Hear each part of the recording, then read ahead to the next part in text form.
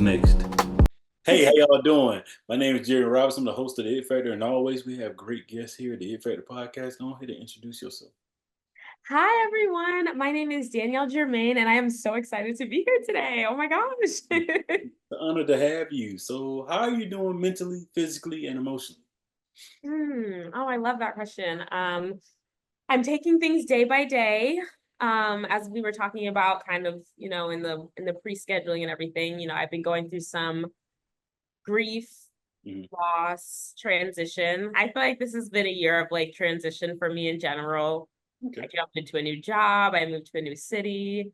Um, everything is new. So yeah, I feel like I'm in a place where I'm just taking things day by day. I'm blessed and grateful to have breath in my lungs every single day.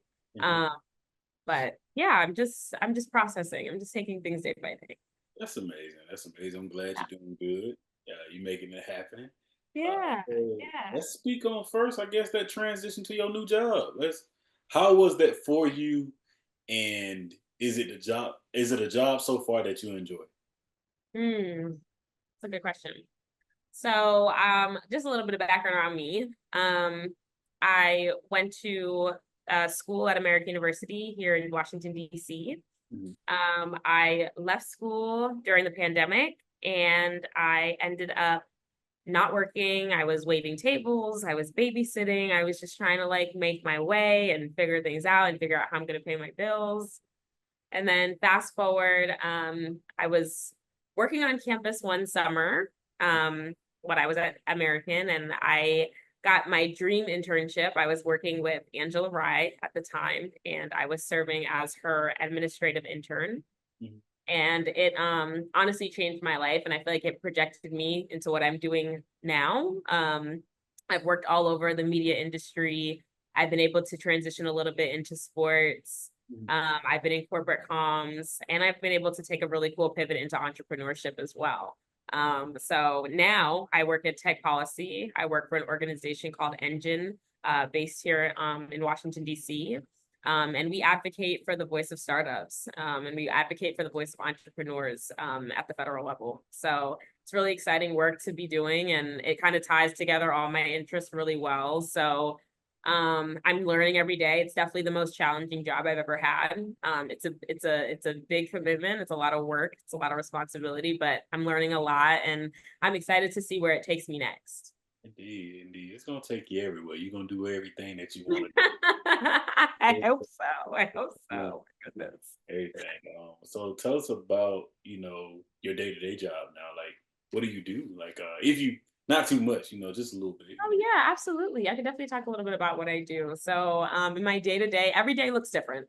I think if you talk to anyone that works in media and communications, they will tell you that it looks different every day. Some days it's running to the hill to catch a hearing and then writing up a brief and helping with comments and then submitting those and doing social media, and it's that, or sometimes it's making a cool video about some startups that we have in town visiting, and documenting their journeys and talking to those entrepreneurs. So every day kind of looks different for me. I will say that a lot of days I'm doing a lot of research, I'm doing a lot of writing, I'm doing a lot of like analytics, looking at analytics and trends, and just like evaluating social media, and figuring out where social media intersects with policy.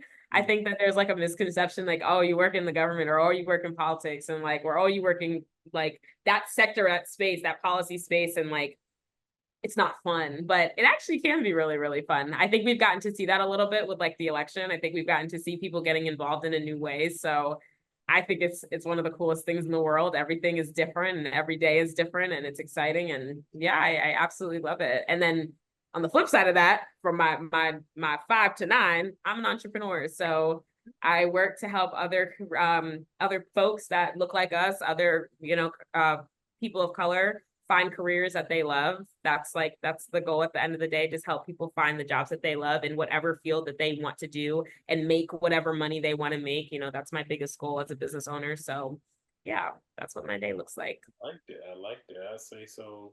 Who are you outside of all that you're known for? Hmm. It's a good question. Spend a lot of time in my faith. My faith is very important to me. Um, I spent a lot of time in my Bible. I spent a lot of time connecting with other women that are also, you know, diving deeper into their faith and learning what that means. And I'm really grateful to my sisters. Shout out to them. I have a strong village. And I Mm, would say that's who I am outside of my work. I'm like somebody that likes to form and create community spaces and just be in community. yeah. I love, and I think being able to spread the gospel in those spaces is also very important. And I try to incorporate that wherever I go and in whatever I'm doing.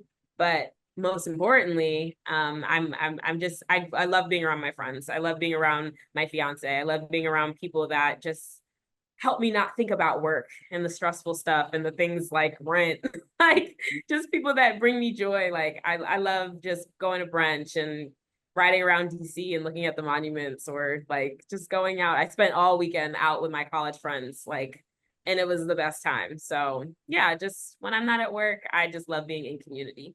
Got you. I love that. I say, what is your it factor? Why do you do what you do? Hmm. I think at my core, I always just want to tell stories. I want to tell stories, and I want to help people tell their own stories and help give a voice to people that like don't have one. I think that's always been something that's very important to me. Not creating spaces for people to feel like they are empowered and that they can thrive in whatever I'm doing. So sometimes that's through policy work. Like I said, I spent some time in sports journalism. Sometimes that's advocating for women's sports and doing some spotlighting on different teams and talking about players and just showcasing talents that don't get often appreciated. I just want to try to bring light to that. So I would say that's my it factor. My it factor is just helping other people see their light. I Mhm. think that's something that I do that is really special. Got you. Why would you say that's important? I love big advocate for WNBA, getting into women's soccer, different things like that. And of course, don't get me wrong, love football. Like I got jerseys behind me. Love a lot of male dominated sports, but it ain't nothing like the WNBA. So, like, why Ah. is it important to advocate for women in Hmm. sports? And what led to you doing that? What the amazing things that you do? Because you do a lot now. Yeah, absolutely. So honestly, it kind of goes back to my women, my NABJ sisters. Shout out to them. Like a lot of those women are just all of those women is what I should say are doing incredible things in media across all sectors, not just sports. Mhm. But I definitely took an interest in the LSU team. Flage, Angel Reese, Alexis Morris at the time. I was infatuated. I've been watching Flage since she was on the rap game. Like I've been watching her journey since like the beginning. I watched her Peacock show with her mom. Like I really just loved watching that family journey. I love how they incorporate their faith into everything that they do. And she's just such a grounded young woman. And I loved her journey, and it brought me to that team. And then when I saw what that team was doing, I was like, why don't we care about this? Like, why are these people not getting the views that they deserve? Why are we not selling out their stadiums the way that we're selling out these NFL stadiums, these other collegiate sports, arenas? Why are we doing that? And then I started thinking about it grander. Um, and I disconnected from college, and I started thinking about Brittany Grinder, who was overseas and ended up spending time in prison in Mhm. Russia. And we did a lot to try to get her home. And I'm so grateful that we did that. But with that being said, that experience made me think about the intersection between policy and sports, which is something that a lot of people don't think about. What women are getting paid, Mhm. how women are treated in other countries, or just people in general, how people of color are treated abroad when they're playing for these teams, and other just other things, other nuances. So I don't know. It's just all of my interests kind of came together, and I just wanted to see where I could go with that. And I ended up falling in love with Deaf Pen Media Group, and they took me in, and they brought me in as a writer, and I've been able to write on policy and on sports. And it's helped me get better. It's helped me learn a lot, not only just about the games that I'm watching, like about football and basketball and all the other sports, but just also just about like these athletes as business owners Yeah. and as parents and as people. Like it's a lot deeper than an industry for a lot of these people. And I just like I said, I want to tell stories, all stories, because they intersect.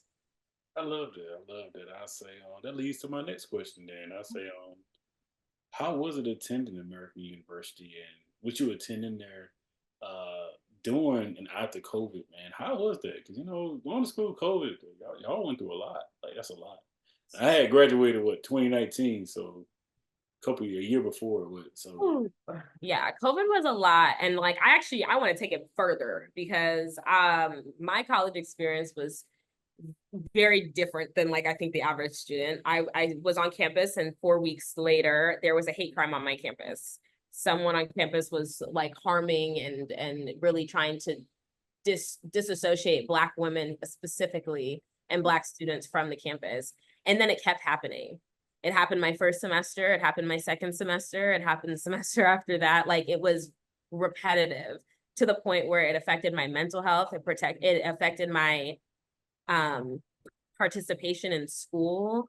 I had friends on campus who were avid fighters of advocating for the marginalized, and I've had people that have lost their life, and just because of the different things and trauma that they've experienced at that school. So it's not all bad, but it didn't start off good. And I always say that because every single person that came out of my class that I know that's a member of the community of color at that school is a product of that school. And they are doing phenomenal things, like things you would not even believe, advocating in spaces that are just like going to change the world. So I think that a horrible situation actually ended up leading to something that was like absolutely incredible for a lot of us. So people ask me like, how was your college experience? And I say it was actually kind of not great, but it made me exactly who I am, and I wouldn't be here without it. So yeah, that's how it would start. It started with a hate crime and it ended with COVID. So it wasn't great. So when it's all said and done, what would you like to be remembered for? Mm, yeah. Hard I think question. it's all said and done. I love these questions. They really make me think. Thank you. I think when it's all said and done, I don't know. I tell everybody, like everybody, when you're my age and you're like getting married and you're thinking about things, people ask you about kids and all that stuff. And like I don't know if that's my path. I don't know if I see that for myself. And I know a lot of people like have children because it's about leaving a legacy or having something to leave behind. But like whatever my legacy is, I just want to know what it is. Like, I just want to do that. If Yeah. that's me being a journalist, if that's me being a mother, if that's me being a wife, that's me, whatever it is. Like, I just want to live in my purpose. I just want to live and do exactly what God has like blessed me to do every single day until I can't do it anymore. And I feel like that'll be my legacy. And if I can be remembered for that, just living in my truth every single day, I think that's like enough for me. I love that. I love that. Would you happen to have any questions for me? Any questions for you? Mhm. I do. I kind of want to flip the script a little bit. Let's do a little t-ball table. Let's flip it. Tell me how you're doing physically, mentally, emotionally, because that's what you started with me with, and I'd Yeah, love to I'm doing good. I just started a new job, man, after not working for a while. So know. Wow. that's something that's very tedious, but I'm happy. Thank God for this job. But Yeah. yeah, the day was a tough day because I was like, I gotta learn this. But to be the funniest thing was like, yeah, I can do it. So I think that the biggest thing is learning in life that, yeah, I may not be at a 10 every day, but like I'm literally at a 7 or 8, man. I ain't going no lower than that on most times, unless it's something super serious. But I'm not letting a job get me there ever again. So when it comes to work, man, I'm thankful I have it. Thankful I'm doing the job that I'm doing, and I'm thankful I had an outlet for the podcast. Look, I'm on a break and I'm interviewing you, but I love. hey, I was like, let me go ahead, get the interview in. That's why I was a little rusty at the beginning. Wait, I love that. And like as a career coach, just like hearing that you were just like you're in a space where you're doing better is just really empowering to hear. I think a lot of people are struggling in the job market right now. And I think that you're a representative of hope for a lot of people when you say things like this, like that there is hope that you will find a job, that it is going to be okay. You will figure out a way to pay your bills and do what you got to do. Cause like that, them success stories, as someone that's constantly working with people every single day, it's hard and people are discouraged. And like, just to stay the course and like what you said about finding an outlet, whether it's podcasting or something that you can do to connect your spirit to something that's not your work, I think that's very powerful. Definitely. Thank you. Thank you. That means That's a lot. very powerful. Any other questions? I do. That's all you had? Um, Oh, okay. I didn't know if we could like keep going. I didn't know how much You time I had. doing good. You got it. Okay. Okay, good. I guess I would love to kind of know like how you plan to like I see you're like going into your next season, your next podcast season. I've been seeing your promotion and your marketing and everything. I would love to kind of hear about how what your well, you don't have to share if you can't, but what your plans are for 2025. Like where do you want to take this? Who do you want to see sitting on your couch with you? Like what are your dreams and aspirations for your podcast? Yeah, my new thing since it's been 6 seasons, 6 years, you get a little wise in those years. And the big Yeah. thing is the next guest is the next guest. I'm not like I I used to. love Oh, I that. want this person. I want this. I love But that. I have some things coming. I have some things happening. But I feel like the best thing is to keep bringing people on like yourself to speak about their outlet, what they do, how they got to where they were, and just being that advocate for people. Because at the end of the day, I'm here to serve people and help people. That's one of my biggest jobs. I love to do what I do, but I get to serve other people by them telling their story. So as long as I'm able to do that all season 6, I could care less who sit next to me. I care about them, but I could care less Yeah. who it is or the I type love of. that though. I love that there's like it's two things. I've seen you like promotion because like I said, I really pay attention to like branding and marketing. It's really important. And I love how you brand yourself in your podcast. And Thank you. I really love when you're posting, you'll do these like shout outs where you'll like pitch certain people like so that you want to like see come on your show. And I think that that is like the coolest fucking thing in the world. I don't know if I could curse on You here, but I good. think it's No, so this family order. cool. Do you? Do you? I think it's so cool, like because like a lot of people don't take that step of like pitching themselves, like putting themselves out there and like just putting that in the universe. Like I would love to see this person. If it happens, it happens. If not, it doesn't. But You just gotta do trying. it. You gotta do it because Yeah. at the end of the day, I'm working on something now. I'm waiting for her to come on, working on the stuff, right? And Yeah. like I told you, I took a break. You and her probably be the last people I was trying to interview until Wow. like mid-October.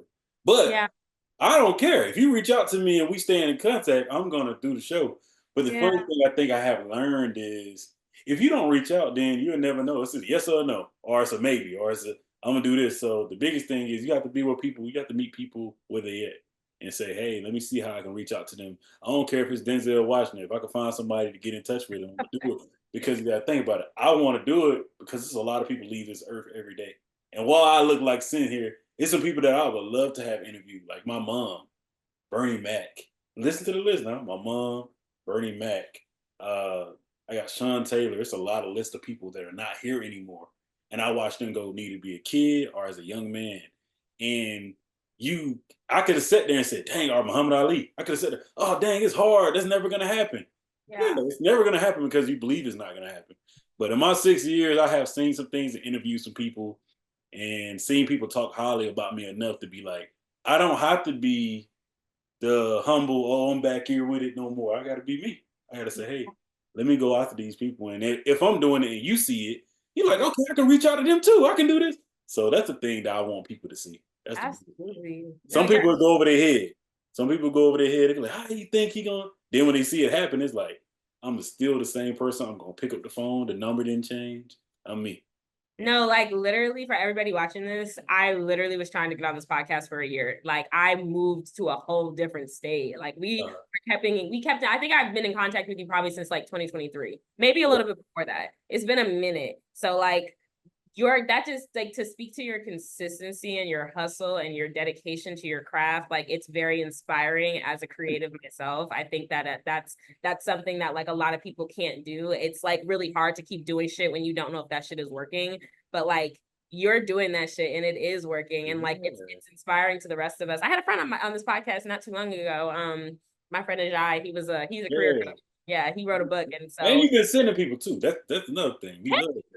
We need people love like it. do something. I've been so busy trying to get on this shit. I gotta put some people in the line before I can get there. But it's just the fact that this space is like it's also inclusive. Like I don't have 10,000 followers on Instagram. I'm a regular ass person. Like Yeah. I'm a regular person. And like I was enough to like be able to come on here. And that means a lot to me and my business and my brand. So I And think what you're doing is really dope and really special. And I think you should keep doing it because we yeah. need this space. I ain't going over down the street. I'll be back.